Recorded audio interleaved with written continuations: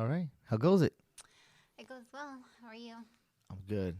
A little tired, but I'm good. Yeah. So you ready to do this? I'm ready. I'm ready. I'm ready. Let's start the show.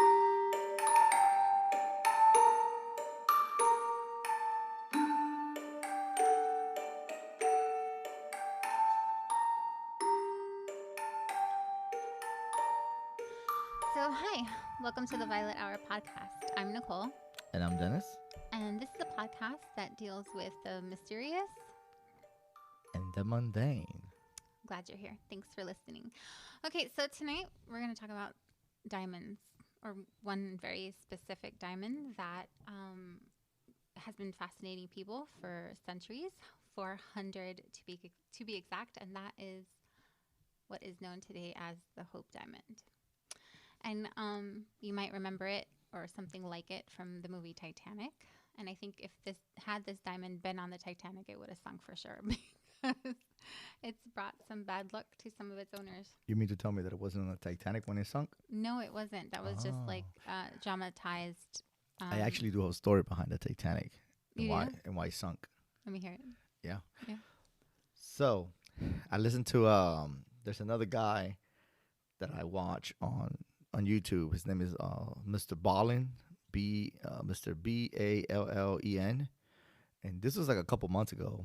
He talked about that there was a guy that was supposed to be on the Titanic, and somehow he got caught off the boat. I can't remember the specific episode and show that he had, but that guy had the keys for that. So, but yeah, it was kind of creepy. It was kind of weird. Yeah, the keys for what? It was something like for like I guess the ship has some kind of special lights or something, but I can't remember. Oh, like lights that would have prevented them from I can't. from hitting ice? Maybe I don't know. But Random. yeah, it's random. I know. It has nothing to do with the Hope Diamond, Okay. but sorry. No, that's okay. I might have to. I wanna hear- yeah, I wanna hear that I'll story. bring it up. But it was very interesting. So, I mean, I think most people know what the Hope Diamond is. If you don't, you can go see it. It's like at the Smithsonian in Washington, D.C., this Natural History Museum at the Smithsonian. But anyway, it is a diamond that is a beautiful blue color. It's 45 carats, and it's about the size of a walnut today. But whether or not you believe in curses, the Hope Diamond has a long and storied history that can definitely maybe convince you that perhaps it is true. So this jewel is believed to have originated in India, probably from the Kolir mine in Golconda, sometime during the 1600s. In 1630, a French gem merchant named Jean-Baptiste Tavernier began making a series of voyages from France to India to trade in the precious stones. Like that was his deal. And so anyway, he comes back to France, and sometime between like 1640, 1667, he has obtained a 115 carat blue diamond. And that's like about the size of your fist, babe. So like a man's fist would be 115 carats. So it's a huge stone. And it was somewhat triangular in shape, and it was crudely cut and described by Tavernier as having a beautiful blue-violet color. So Tavernier documented his travels and the gems he collected like pretty good, but he did not say where he got this gem from.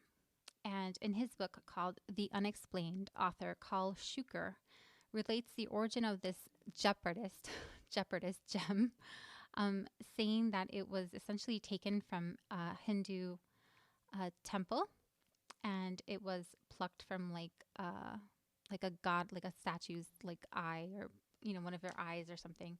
And so the priest who did this was like cursed, and he basically died an agonizing death. But like we don't know if that's true or not. But doesn't this sound like an Indiana Jones movie?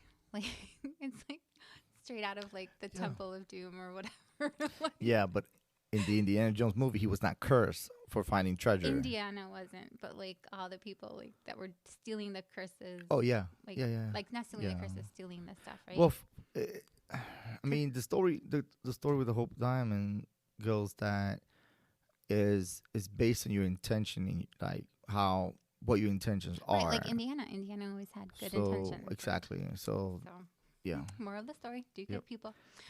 So anyway, like we don't know if it's true. I mean, it could be, right? But the diamond finally made its way to Europe and debuted in 1642 when Tavernier sold it to King Louis the 14th. And yes, that is the Sun King. So in his book, The Unexplained, Schuker said that Tavernier, was mauled by a pack of wild dogs. Um, but I don't think that's true because other reports say that he went on after he sold all these jewels and he bought a nice house and lived in a long and prosperous life to old age. So we're going to like believe that story. But the curse, according to this legend, it follows the owner or anyone who comes in contact with the diamond. Um, and so King Louis the 14th, like, he bought this diamond and he had his court jeweler, Jean Pitou, recut it to a smaller size. So it became 69 carats, which is basically the size of a pigeon's egg, I guess, according to my research. Um, but it's still like, and it was triangular in shape, so it really caught all the light. And it was beautiful. And he would wear it in a ribbon around his neck for like ceremonial purposes. And the Sun King wore this a while. And, he didn't really have too much bad luck apart from like all of his kids dying except for one, which I mean, that is really bad luck, but it's also like normal for the time. And he had a lot of ailments like diabetes and gout and stuff like that. But again, not entirely uncommon. So something kind of like he had like a mistress that people like would call the true queen because like she was really smart and into politics and would stay abreast of all these things. But there's like this really risque painting of her wearing the diamond. And so I'll post that on our Instagram, like with this show, because it's like actually really cool. So Louis the 14th was the longest reigning French monarch. He reigned for like over 72 years, and is remembered for elevating the French monarchy to its peak of absolute power. And he made France the dominant power in Europe for the time. And his reign is also associated with French culture and art. King Louis, the Sun King, is dead. And with that, kind of like the golden age of France, because his heir was a child when he passed. And so once he took the throne, he was kind of a douchebag and he wasn't a very good king. Like we're talking about, like, I think it was like the 7 Years' War, and he got like into a lot of debt. But he had the stone remade into like another piece of jewelry that he wore, and his son wore. King Louis the 16th. And King Louis the 16th, I mean, I don't know if like you can call this part of the curse, but he lost his crown and his head along with Marie Antoinette during the French Revolution. So I mean, that's some bad luck right there. Let them eat cake. She never said that. Cake. But yeah, so and it's not even like I couldn't find no confirmed reports of Marie Antoinette ever actually wearing the jewelry either. But it was definitely part of the crown jewels because after the revolution and after they were killed, they were put on display for everybody to see. Like, it's kind of really a French thing to do. And then they were stolen. Like, they completely disappeared. And when Napoleon came around, he was like, he swore up and down that he would recover the French jewels. But like much like his attempt at like world domination, he failed, and he was never able to find that gemstone again. Well, he technically didn't fail. Like, I mean, I get what you're saying about the world domination piece. I mean, Yeah. I digress here, but he kind of conquered a lot. He But did, yeah, but no, yeah, yeah. he didn't. But I He didn't get to understand. become emperor of the Yeah. United European States No, I or understand. whatever he I wanted. understand. Okay, so Now, I do have a question. yes, So I know that all these curses and stories and stuff. So I know part of the fable relating, associated with this, with the Hope Diamond. It pretty much links to the cardinal greed, the cardinal sin of greed, cardinal sin. Yes. Understand? Yeah, I mean maybe I like if mean, the owners are like is that wrong? Cardinal sin of greed, isn't that what? cardinals. No, no, I just That's I what didn't I mean. I didn't understand what you were going. Yeah, I guess. I mean, if people who are self-interested and only care about themselves or like narcissistic maybe only make bad choices and that leads to bad luck, as we'll see. Um because the diamond disappeared for like 20 years after that. Like it was not anywhere to be found until it showed up again. At least they believe it did on King George the Fourth. So there's no There's like no. historic information from, like, it was just hidden in a vault or something. No, yeah, or? it was just like kind of kept hush hush because like they think it was stolen and then quickly scurried away across the what is that little bit of water between Paris and England? The channel. The Atlantic. No, there's like like that little bit of water. The English Channel. Yeah. Yeah. So Body of water. I'm not good with geography.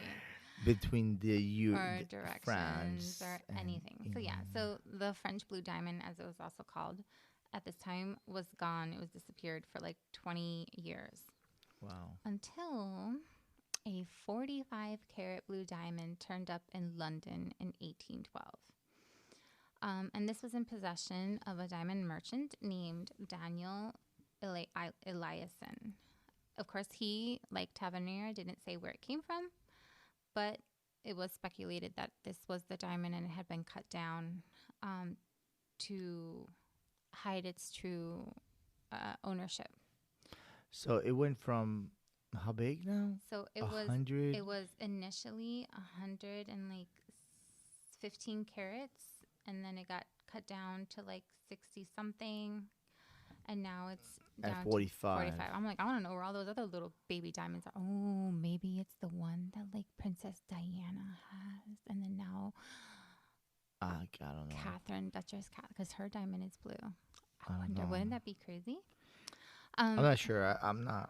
I know. I have no idea. Like I'm just I'm not too speculating familiar here. in how they. But I know her cut diamond is diamonds, blue, so. and it's very pretty. So anyway, Well, they're cursed. Diana died. So she's got a cursed diamond. well, let's hope they're not wearing the same thing. Okay. Okay. I'm just saying now I'm going to speculation and conspiracy theory here. If it's all like part of the whole diamond. If it's part of the whole diamond. Yeah. So King George the Fourth, there are paintings of him wearing it, and it is a very blue stone. When he died in 1830, he was like in major debt, and so that diamond was sold off to help cover some of his debts. So, and that's when the Hope family got possession of this diamond. So we're now like around 1839. And Henry Philip Hope, he was a collector of fine art and gems, and he acquired the diamond, and that's how we know of it today. That's how that's why we call it the Hope Diamond. And Henry Philip died a bachelor, and so his diamond, like that diamond, went to his nephews, and it went to his oldest nephew, who he had one daughter, and so she got it then. She had 5 children.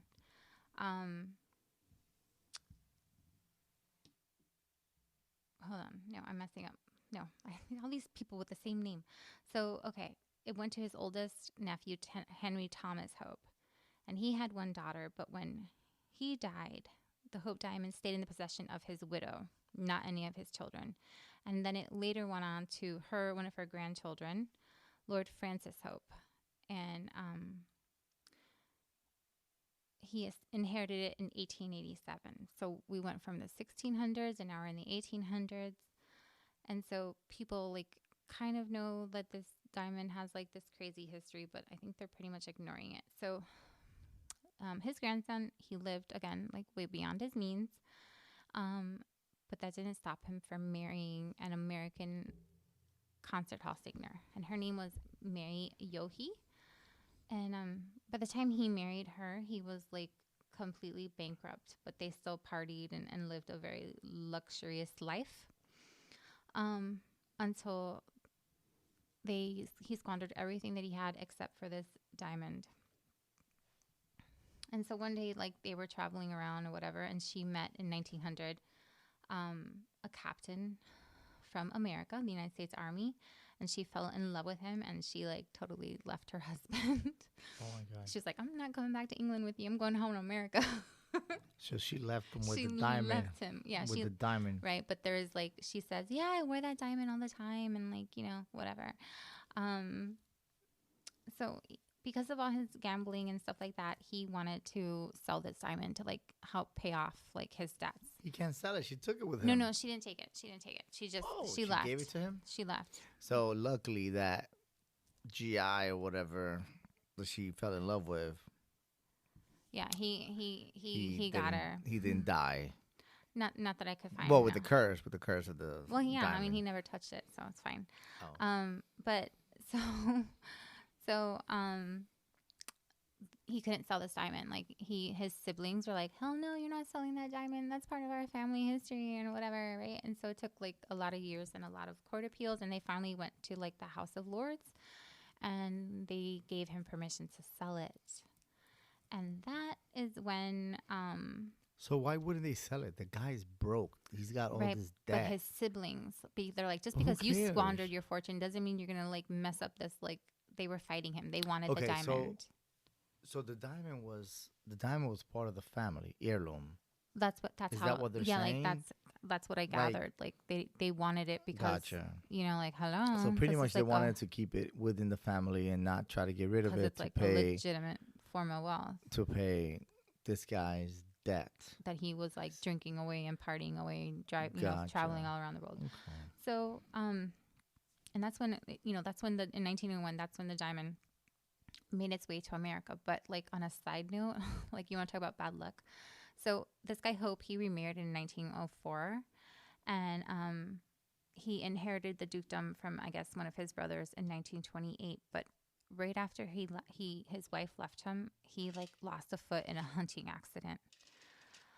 And he died a poor man in 1941 at the age of 75. So I'm like not that very old, and you know his life of indulgence didn't quite cater to him, I guess. And his wife, who left him for the army captain, that relationship obviously didn't last long because why would it? And she worked as an actress or whatever, but she ended up becoming a housekeeper and a clerk and died in poverty in 38 at the age of 72. Yeah, so that's again, sad. Like, poor tragic, life, man. Poor life decisions or bad luck because of the stupid diamond. Who knows? I'm going to go, hey, I'm going to go with bad luck because of the stupid diamond. Right. So they touched it.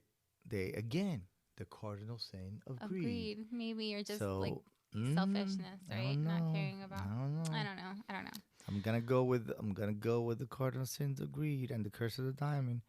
Anyone that touches it, like I said earlier, what's in your heart? That's right. What it. Maybe. Yeah. So in 1901, the diamond made its way all the way across the Atlantic to the United States when an American jeweler named Simon Frankel, he bought it. And at this point, it changes hands several times, including it was owned by a Turkish sultan who, after he acquired the gem, lost he was dethroned, I guess. And then like this actress named Mademoiselle Ledoux. She was an actress in like the Folies Berger, like I think they were like the stripping kind of things back in the day. Moulin Rouge. No, like Follies, like she was an actress. Oh. But I think it was like a stripping. She wore the diamond, like her Russian, like this Russian prince, Kanitovsky. Again, I don't pronounce names very good, but she wore it, and he gave it to her to wear rather. And the first time she wore it on stage, she's shot while she's on stage while she's wearing the diamond, and they think it What was do you mean she shot? like she was shot and killed. Oh, she was shot and Yeah, killed. like while she was acting on stage, First wearing the time diamond. wearing the diamond. The first time wearing the diamond, yeah. And it's believed that he killed her. Hold on, so he shot her? Yeah, like I got like different reports that it was someone in the audience, but they think it's him. So he ended up, I guess, going back to France, or maybe this happened in France. I guess Follies, yeah, maybe. Couldn't figure that out. And then he was killed. He was stabbed in Paris during the French Revolution. So like, So he was stabbed. because he was part of the Russian, like during the Russian Revolution, because the French Revolution already passed, right? Like that's already passed. Now we're in the Russian Revolution in the early 1900s, and he was part of the Russian monarchy. So when they killed, I don't know. Well, no, maybe that's not the right time. No, I think I'm too soon. Yeah, I'm like 20 years, 15 years too soon. Yeah. Ish. Just I don't a know. bit. So, So okay, no, so actually, okay, no, so like- let me get this straight. so So like, so let me get this straight. So the guy, I didn't get the year. so I the think I guy might be right. had I a think I mi- might be right. so the lady, the actress lady, she had the necklace, and she was shot on stage Wearing it. wearing the necklace. Yeah. Sad, right? Like Because she just wanted to Okay. look pretty in diamonds. Hello, diamonds are a girl's best friend, but Mhm. apparently not here. Marilyn Monroe So then, touched the whole diamond too. Okay. She's dead. so then after that whole thing Wow. happened with like the Russian dude dying and like getting killed, Hold on, did he get killed or he killed himself? he got killed. He was murdered. He was stabbed in France, in Paris. Yeah. Like he was robbed or something, or was he just like randomly? The way targeted? I understand it is that he was targeted because of the revolution. So Oh, because he because- was part of the Russian government he or was whatever. he was the aristocrat, like so he would have been in line for to become the czar or whatever. Well, he was part of the government. Okay, I you know, got like with it. Anastasia and like all them. Yeah. Okay, so 1910, Pierre Cartier, he bought the gem. And then he was like, oh my God, I'm going to sell this. So I'm going to like really play up this whole curse thing. Well, actually, Actually. I did a little more reading on that too. Oh, really? So Pierre Cartier, he invested a pretty big amount of money into that. Right. You haven't, I'm like still working on the Okay. story. Okay. So I mean, you're making this. Okay, cool. yeah, so he bought the gem. As I were. Yeah, mind your business. So he bought the gem, and he wanted to sell it. And he thinks he finds the perfect buyer in this lady named Evelyn McLean. And if you live in the Northern Virginia area, you're really familiar with that name because there's like a town and stuff, right? And her family owned the Washington Post, and they were like in oil and on all kinds of stuff. So she was like, I'm not into it. Like, this is too old fashioned. Like, it's ugly. I didn't like it. So he resets it into what it looks like today. He puts all these like beautiful diamonds around it. And then she's like, Yeah, let me tell you, if you've never seen the whole diamond in person, I know we have. We've been to the Smithsonian, and this was like about maybe 10 years ago the first time we saw it. And it is fascinating looking. no, and like if you put 'Cause- like this you change the light, I forget what kind of light it is, it shines No, red. It changes color. Yeah, It due to shines the red. boron, the chemical, whatever it is. Yeah, I have no idea. But yeah, so it's like really cool. It's fascinating because it changes. It's supposed to be white, Depending on the light. but because depending on the light, whatever type of light that it hits it, it reflects like a certain color.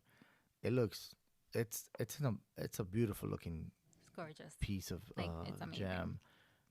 Yeah. So yeah, she sees it and she's like, "Oh yeah, I want to buy it." But like that lady May Yohe, the actress, that was like she ended up the one that left her husband for the captain was like, don't buy this gem, like it's cursed. And even her own mother was like, or her mother-in-law was like, like this is bad juju, don't buy this.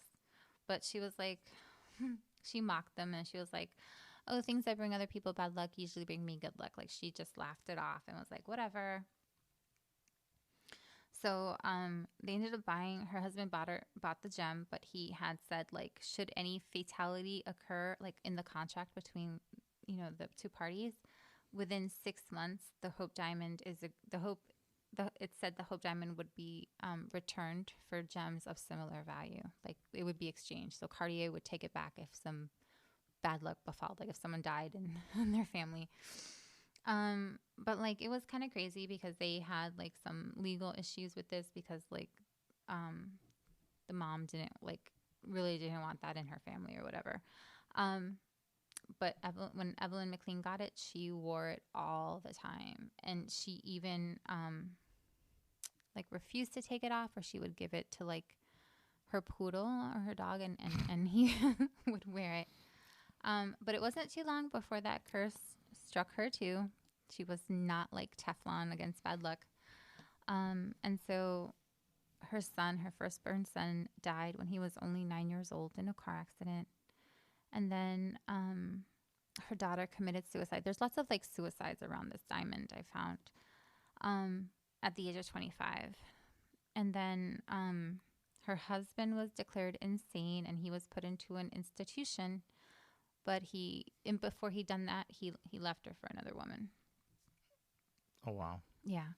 So like, like that was So did he leave? How soon did he leave her though? Like maybe not too long, maybe like a couple years or after they purchased the diamond? Yeah, like, so like up until then, like, and I think it was like probably like the death of like their kids maybe and stuff like that, Yeah, it's kind of rough. But like up until then, I mean, they had this like charmed life. They owned the Washington Post, which then they had to declare bankruptcy. They lost that, and like, So who owned the Post? The husband or the McLean family? The McLean family. So I'm assuming it was like, Gotcha. So then she had wanted her jewelry because, like that was hers, to go to her grandchildren when they were older. But her wishes were not withheld because 2 years after her death in 1949, all of her jewelry, including the Hope Diamond, was put up for sale. Why was that? To pay off debt. Oh, so she was, okay. Yeah. So, gotcha. So that. I think they got lucky then, because if they would have acquired that thing, her kids or whatever. More bad luck, right? Yeah. So here comes along the famous American jeweler, Harry Winston. Like if you've seen any celebrities on the red carpet, they're always like, I'm wearing Harry Winston, whatever, right? So he bought the diamond in 1949. And he had really good intentions for it because he wanted to have America, like have the Smithsonian have like a natural gem collection. And so he actually donated it to the Smithsonian in 1958. 58. Oh, 58. Oh, wow. Yeah. And so it's said that it traveled in a plain brown box in registered mail. Oh, wow. Yeah, but the postman who carried it, he had bad luck. Yeah. Like no. Yeah. No. Yeah. No. Yeah. He didn't know what was in it. So how? I know. That's the crazy thing. Like, yeah, I think he got into an accident and stuff. What? Yeah. So, but once it got on display, like once it was on display again, kind of like if you think back, like to maybe if it was on display in that Hindu temple, where it could be like admired and like, I don't know.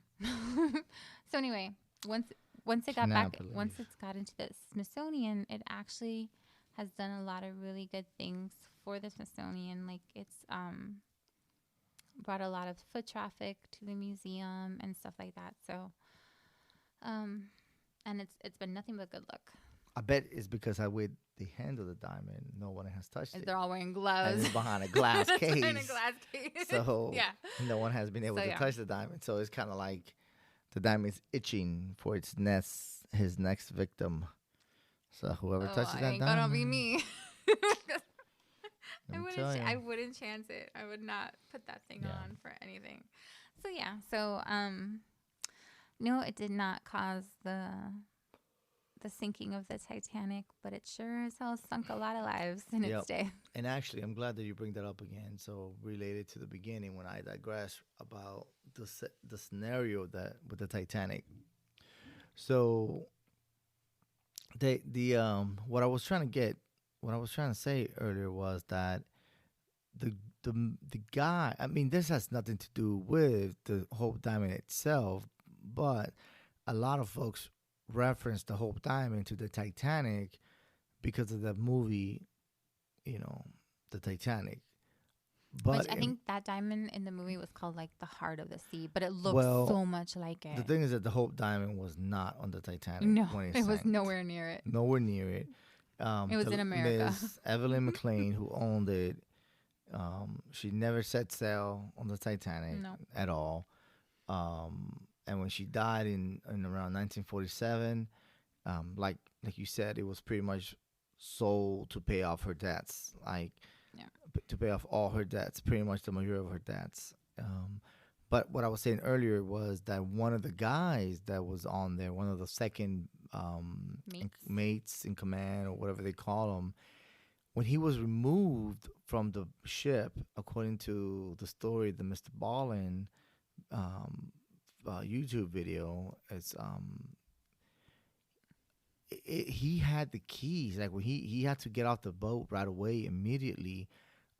He had to carry all his bags and all his goods, and then he notices like the next day or so that he had the keys to the binocular rooms.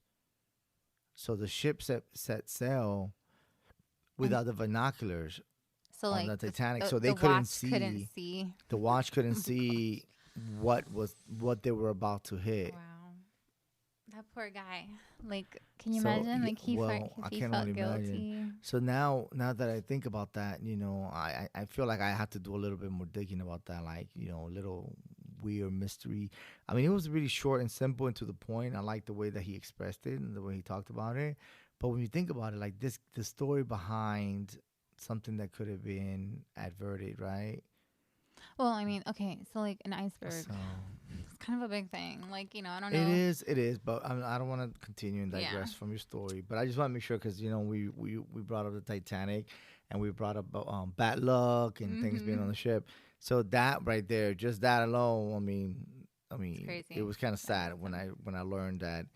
And now I'm not saying that this is the reason why the Titanic sunk, but the guy, the second mate, he felt that if he had left the keys, They would have been. I mean, they they could have like averted this broken the lock and got in. Like, scenario or whatever. Right. But you're right; they could have broken the lock, gotten into the whatever binocular room.